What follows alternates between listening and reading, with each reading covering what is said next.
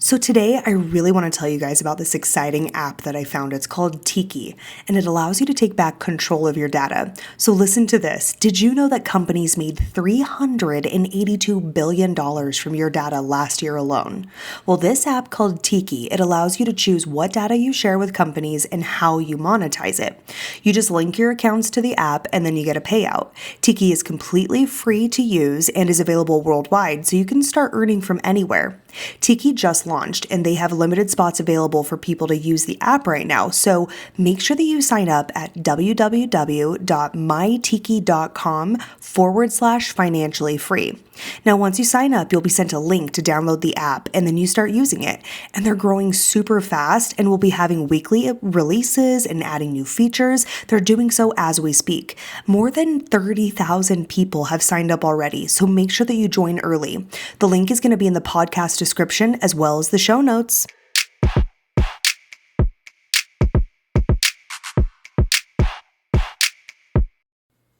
Well, welcome back to another episode of the Financially Free Journey podcast, and I am your host, Courtney Dyer.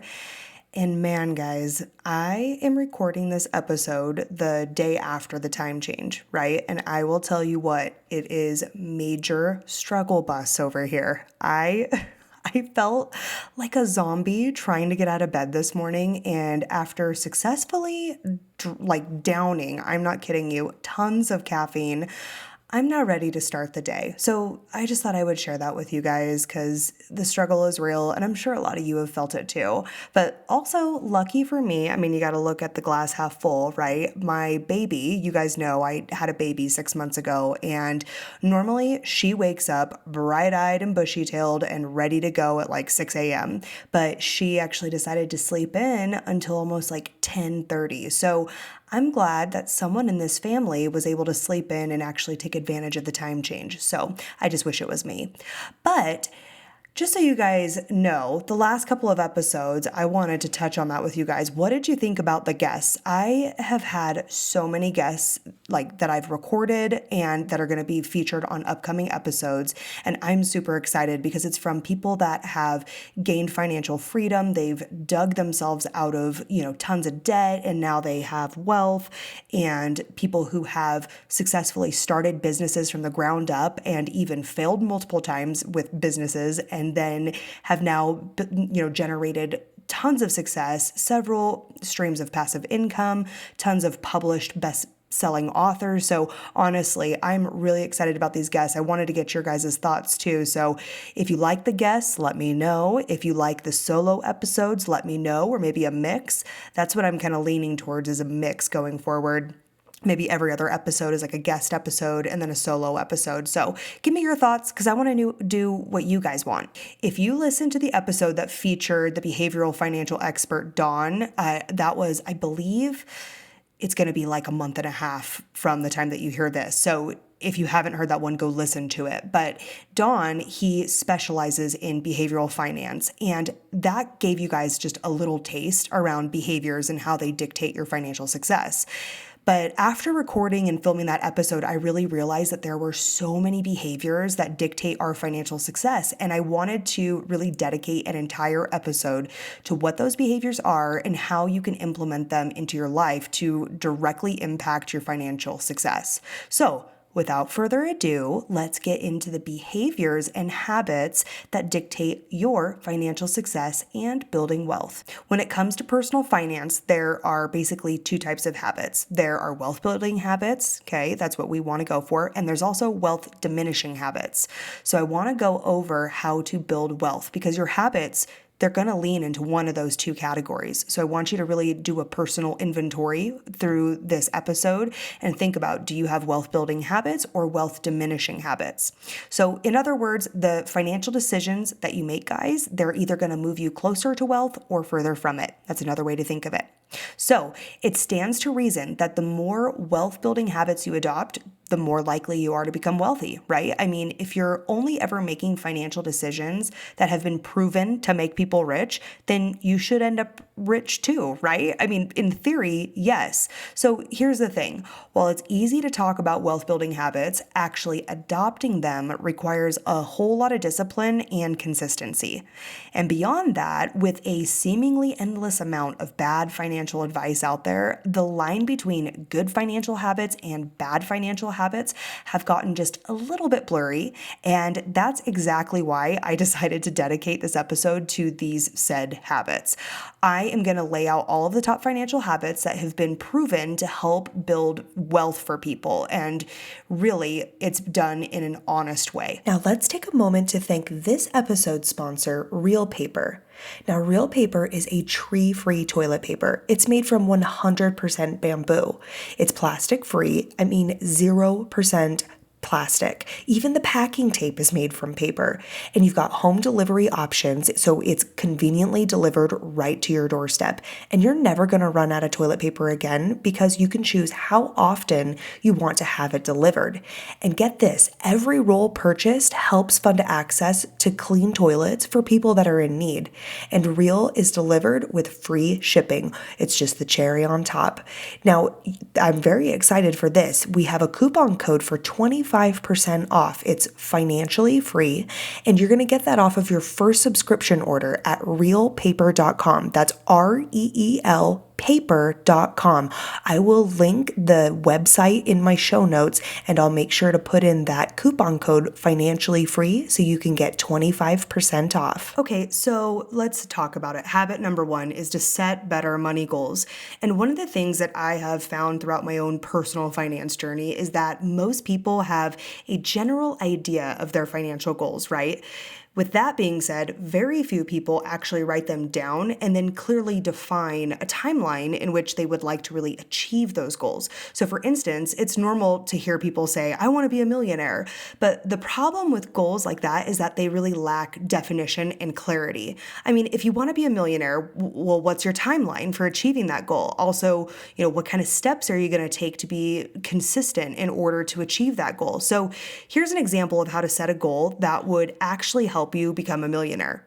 So for example, within the next 15 years, I'm going to have a net worth of over $1 million, right? And in order to achieve that goal, I'm going to get out of debt in the next 6 months and invest a minimum of $3,500 a month in, some index funds with an average return of 10% over the next 10 years.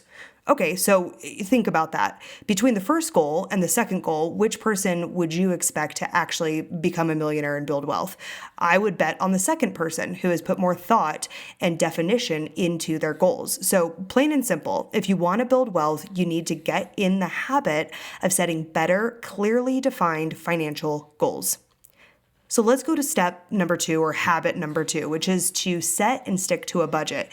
You guys know I am all about the budget, and budgeting is honestly one of the most, if not the most important wealth building habit that you can adopt, because it's your daily and your monthly plan for achieving your financial goals, and it serves as a guide for when it comes to making sound financial decisions. So I personally know the power of budgeting because I don't know if I've shared this story on the podcast before, but when my husband and I first got married, and this was 11 years ago, oh my gosh, I can't believe I've been married for 11 years, but I digress. Our spending, guys, was all over the place, and we both made pretty good money, but we spent basically everything that we made, okay? I mean, it didn't matter how much we made because we always ended the month with nothing in our savings, nothing saved, nothing left over.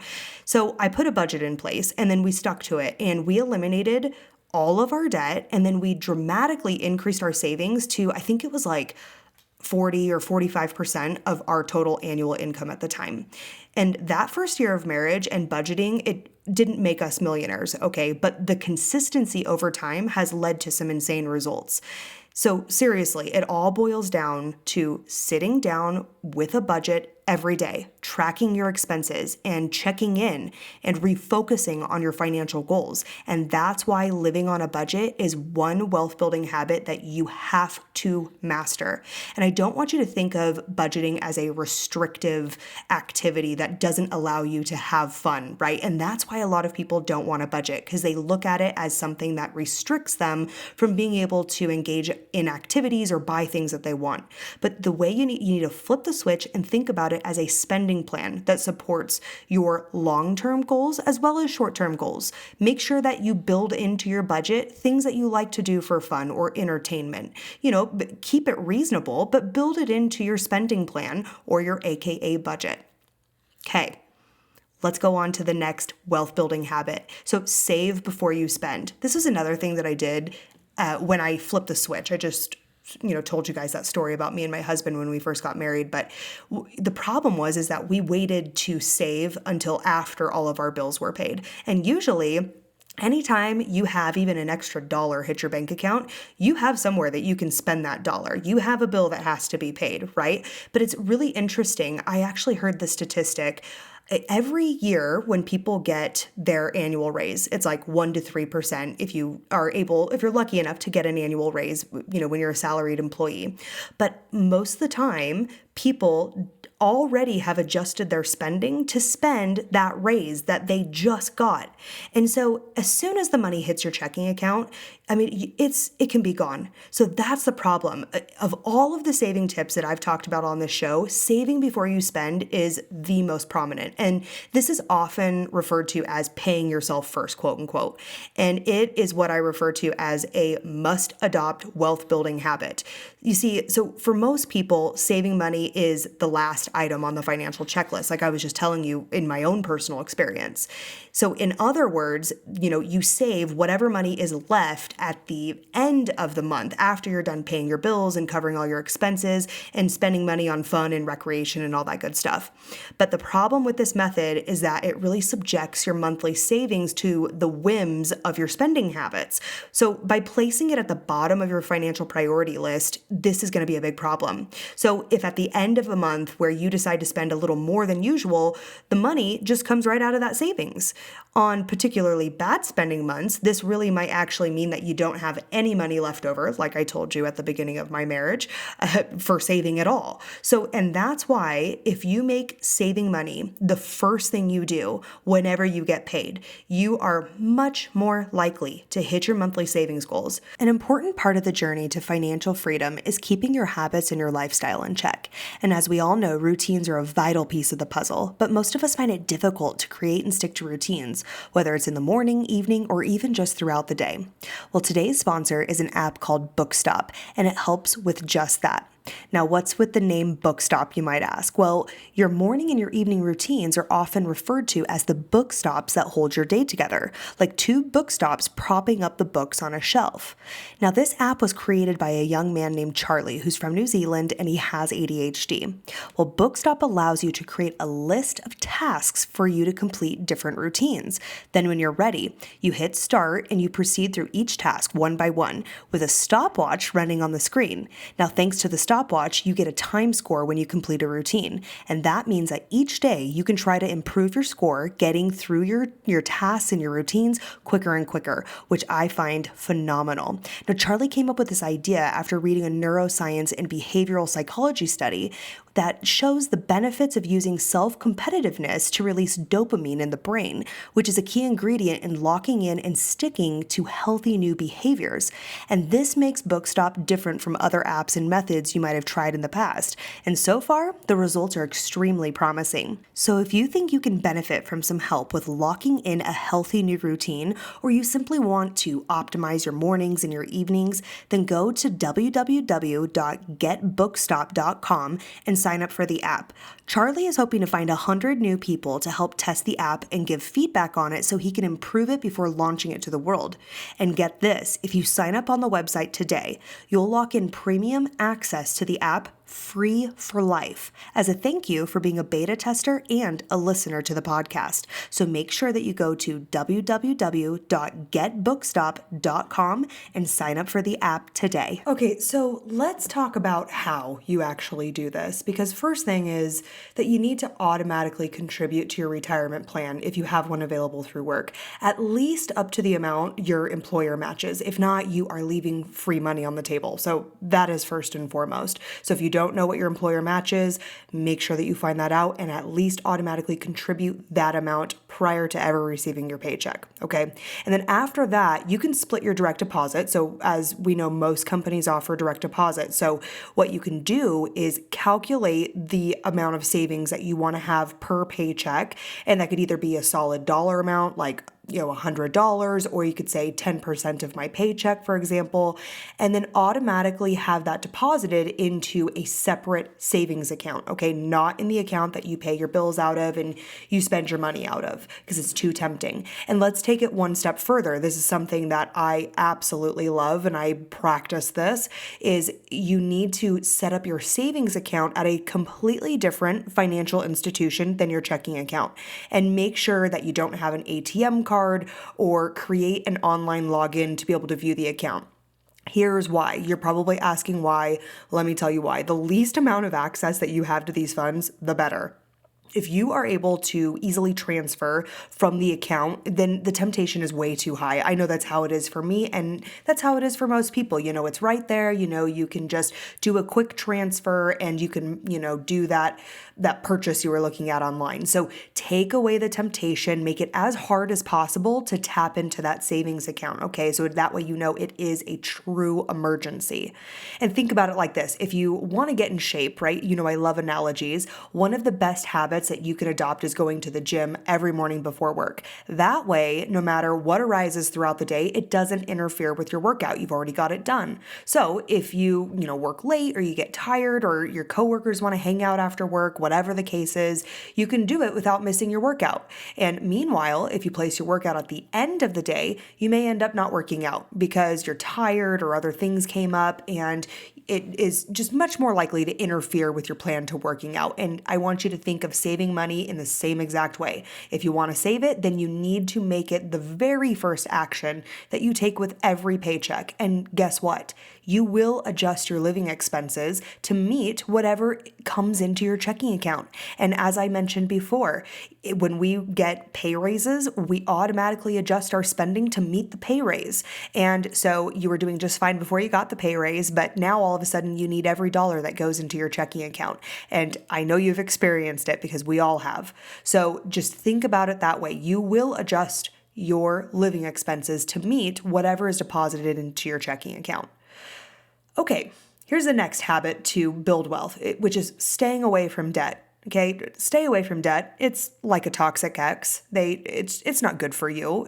Debt is pretty much the opposite of wealth. And if you think about it, with wealth, if you earn interest on your money and you increase your net worth, okay, that makes sense. But whenever you incur debt, you are decreasing your net worth. You're increasing your liabilities, and you end up paying somebody else interest instead of earning it yourself. Even with 0% interest debt, you are restricting your monthly cash flow, which really hinders your ability to invest and to save money. It's not good. So in other words, if you want to build wealth, you need to get in the habit of saying no to debt. The next habit to building wealth is developing passive streams of income. Now, did you know, here's a statistic that is very fascinating to me, that the average millionaire in America has 7 streams of income. And I want you to think about that right now. How many streams of income do you have outside of your earned income? And what I mean when I say earned income is the money that you receive in exchange for your time. That's your 9-to-5 job, that's your W-2 income. If you are unfamiliar with passive income, it's just where you earn money that doesn't require your continued and constant presence in order to get the money, just like with your job.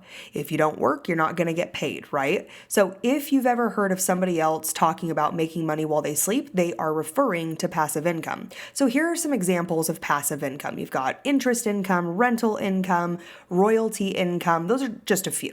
So think about your talents and your skills and how can you monetize monetize those things. So for example, if you love photography, then you can take photos and sell them as stock photos online or on Etsy as prints. That's just a basic example.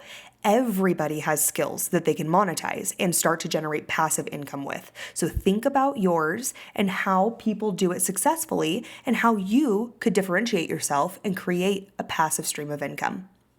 The next habit to building wealth is to live on less than you make. And I know that I talk about this a lot, but I really want to make sure that this drives home. No matter how much income you make, if you spend it all, you're broke. Seriously, it's better to make $50,000 a year and live debt-free and save $2,000 a month than it is to make $100,000 a year and spend it all on debt and other expenses. The person that makes less is actually wealthier. So to put this in one simple term or expression, if you want to have money, then you need to live so that you get to keep the money that you earn. In order to do that, you need to live below your means. And the wider that you can make that gap between your income and your monthly expenses, the more wealth building power you're going to have. And I have a lot of people that comment on this and say, well, it's easier said than done if you don't have a huge salary. And I completely understand this, and I have been in that position before, so I do absolutely understand it. And that's why you have to go back to the budget tips, and you really need to set a budget and look for ways that you can cut expenses that are not required. And I guarantee you have forgotten automatic subscriptions that you can cancel. You probably have a membership to a gym that you don't use. You even probably pay for multiple streaming services that you could probably eliminate. The point is, if you really want to build wealth and save money and invest, you can look at the things that really matter and the things that you can cut out and that you don't really need and they don't really serve you and that are really preventing you from achieving your true financial goals for the future. The next habit is to invest consistently. And no matter what anybody tries to tell you, the best method for investing is to do it consistently for a long period of time. And sure, there are people that might make a ton of money doing day trading and trying, to time the market, but those are some extremely rare examples of people that probably have tons of knowledge about investing and more than the average person. So let's just leave it to them. Rather, I would like you to look at building wealth through long-term strategies. And you could start doing this by contributing to retirement accounts like a 401k or a Roth IRA.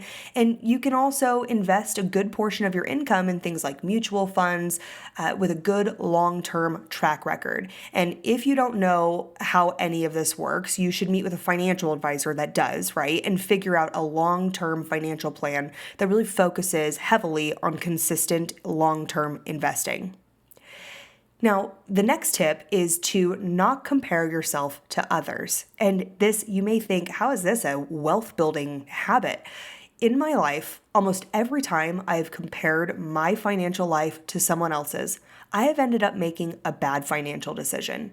And if you've ever heard someone use the phrase, quote unquote, keeping up with the Joneses, this is what they're talking about. The thing is that if you spend your time focused on all the other people with bigger houses, fancier cars, nicer clothes, and families that take, European vacations, you are more likely to buy something that you can't actually afford. And in most cases, that means taking on debt, which by this point, is a wealth diminishing habit.